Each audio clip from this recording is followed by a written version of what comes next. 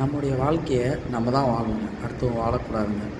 அடுத்தவன் என்ன நினைப்பான் அப்படின்னு நம்ம நினச்சினாலோ அன்றைக்கிருந்து நம்மளுடைய நிம்மதி போயிருங்க. நம்ம செய்யக்கூடிய எல்லா செயலும் நம்மளதாக இருக்கணும், நமக்காக இருக்கணும், நம்ம குடும்பத்துக்காகவும் இருக்கணும். நம்ம செய்யக்கூடிய செயல் யாருக்கும் எந்த ஒரு தீங்கும் விளைவிக்கவே கூடாது.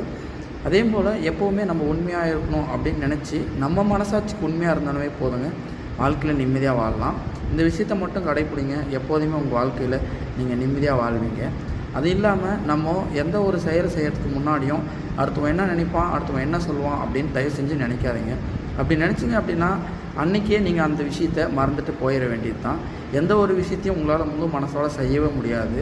நீங்கள் என்றைக்கு நம்ம செய்யக்கூடிய விஷயம் யார் என்ன நினச்சாலும் யாருக்கும் எந்த பாதிப்பும் வராமல் இருக்கோ வராமல் இருக்குது அப்படின்னு நினச்சி நீங்கள் உங்களுடைய விஷயத்தில் உங்களுடைய கோலில் நீங்கள் கரெக்டாக இருந்தீங்கன்னா கண்டிப்பாக நீங்கள் ஒரு நாள் வெற்றியாளராக மாறுவீங்க. அது யாராலும் மாற்றவே முடியாது. நன்றி, வணக்கம். இன்னொரு நாள் இன்னொரு தகவலை பார்க்கலாங்க. கண்டிப்பாக உங்கள் சப்போர்ட் பண்ணுங்கள், சப்ஸ்கிரைப் பண்ணுங்கள், பிடிச்சிருந்தால் லைக் பண்ணுங்கள். வாழ்க வளமுடன்.